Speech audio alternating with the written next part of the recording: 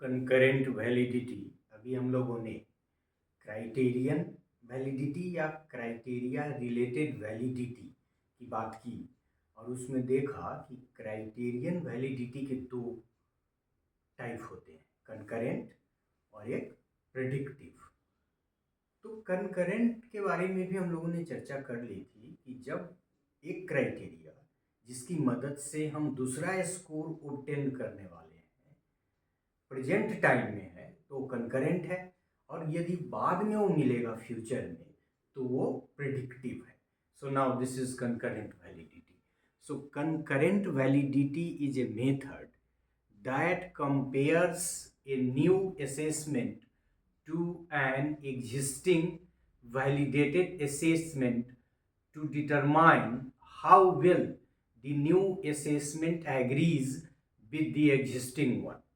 मतलब यह कि आपको एक टेस्ट स्टैंडर्डाइज करना है और एक ऑलरेडी वैलिडेटेड टेस्ट है, इसकी तरफ इशारा कर रहा है। दिस इज क्राइटेरिया, ये पहले से ही वैलिडेटेड उस कालक्रम में अवेलेबल है। तो आपको जब टेस्ट वैलिडेट करना है तो एक स्कोर इस पे, एक स्कोर इस पे, तो इसी की बात कर रहा है कि validated assessment to determine how well the new assessment agrees, this new assessment agrees with the existing one and this existing one।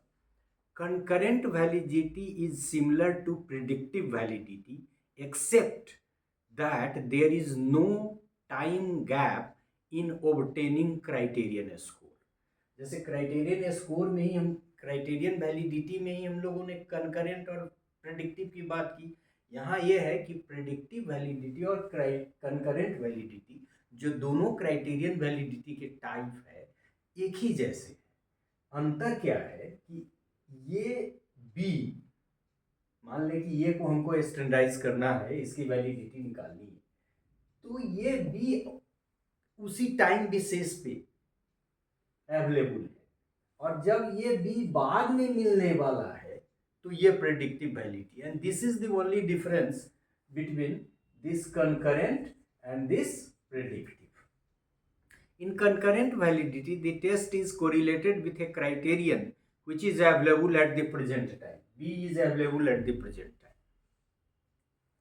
For the estimation of concurrent validity, a scores on newly constructed intelligence test, example एक दिया है, intelligence test is an example, may be correlated with the scores obtained on a already standardized test of intelligence।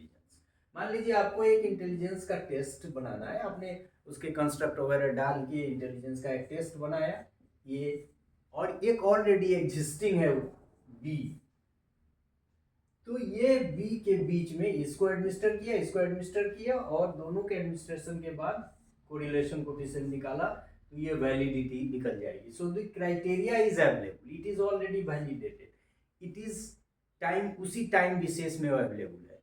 So for the estimation of, example लिया, और creativity का भी test हो सकता है, अचीवमेंट का भी हो सकता है, कोई भी एक टेस्ट। मैथमेटिक्स का कल हम लोग ने एग्जाम्पल लिया कि 9th का कोई टेस्ट यदि है बना हुआ, आप 9th का बनाते हैं तो आपका अपना टेस्ट जो नया वाला है वो एग्जिस्टिंग जो टेस्ट है जो वैलिडेटेड है, दोनों के बीच, दोनों को एडमिनिस्टर करके स्कोर ऑब्टेन करके और उसके बीच में रिलेशन निकालना, कोरिलेशन कोफिशिएंट निकालना। So concurrent validity is most suitable to test meant for diagnosis of the present status rather than for prediction of future outcomes।